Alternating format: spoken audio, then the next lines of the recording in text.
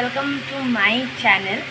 তোমরা ভাবছো আজকে আমি ইন্ট্রোটা এখান থেকে দিচ্ছি বিকজ আমি আজকে ফার্স্ট টাইম আমি আমার চ্যানেলে কোনো কুকিং ভিডিও পোস্ট করছি, যেটা খুবই সিম্পল একটা রেসিপি, এগ ফ্রাইড ম্যাগি। এটা সবাই আই গেস বানাতে পারো কম বেশি।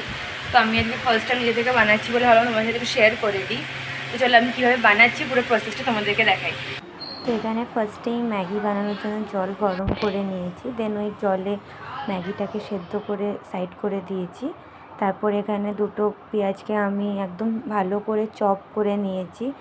জানি মানে চপারেও করা যেত, কিন্তু আমি যেহেতু অল্প করেই করেছি বলে আমি হাত দিয়ে ভালো করে চপ করে নিয়েছি ছুরি দিয়ে।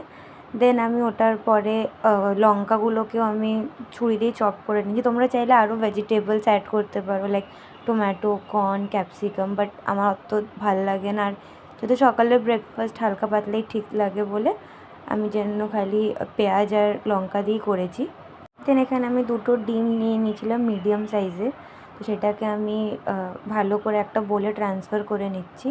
তারপরে মানে নিজেদের পরিমাণ মতন অল্প একটু লবণ দিয়ে আমি ভালো করে মিক্স করে নিয়েছি, কেন মশলা মেকারে তো থাকেই না লবণ, তো আমি অল্পই ইউজ করেছি। আর এখানে আমি একটা কড়াইয়ের মধ্যে সাদা তেল প্রথমে দিয়ে দিয়েছি। ওটা গরম হওয়ার পরে আমি মিক্স করে রাখা ডিমটাকে আমি ঢেলে দিলাম, কারণ ডিমটাকে স্ক্র্যাম্বল করব আমরা। এখানে লো টু মিডিয়াম ফ্লেমের ডিমটাকে ভালো করে স্ক্র্যাম্বল করে নিয়েছি, জানি মানে একটু কড়া করে লাল মতো ভাজা হয়, তাহলে কি গন্ধ মানে আসতে যে গন্ধ ওটা আসে না ম্যাগিতে। আদারওয়াইজ ডিমে তো খুব বাজে গন্ধ থাকে, তো ওই জন্য ভালো করে এটা আমি লো টু মিডিয়াম ফ্লেমে ভেজে সাইড করে রেখেছি। দেন ওই কড়াইতেই আমি আরেকটু সাদা তেল নিয়ে পেঁয়াজটাকে ভালো করে আমি ভেজে নিয়েছি, মানে একদম কড়কড়াও ভাজতে হবে না, মানে নর্মাল একটু জাস্ট ভেজে নিয়েছি ফ্লেভারটাকে আরও এনহ্যান্স করার জন্য। দেন কুচিয়ে রাখা লঙ্কাটাকেও দিয়ে আমি ভালো করে মিক্স করে নিয়েছি তেলে। দেন অল্প একটু জাস্ট নুন দিয়ে আবার ভালো করে মিক্স করে নিলাম, যত মিক্স করবো অত ভালো। দেন ম্যাগিটা দিয়ে ডিমটা দিয়ে আমি এটাকে আবার ভালো করে মিক্স করে নিচ্ছি।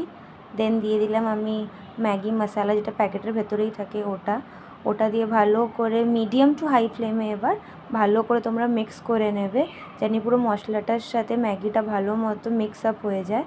আর জানি মানে কিছু টেস্ট একদম সেম আসে, কোনো আলাদা আলাদা টেস্ট না আসে ডিমের বা ম্যাগির বা পেঁয়াজের, তো এটা ভালো করে মিক্স করে নেবে।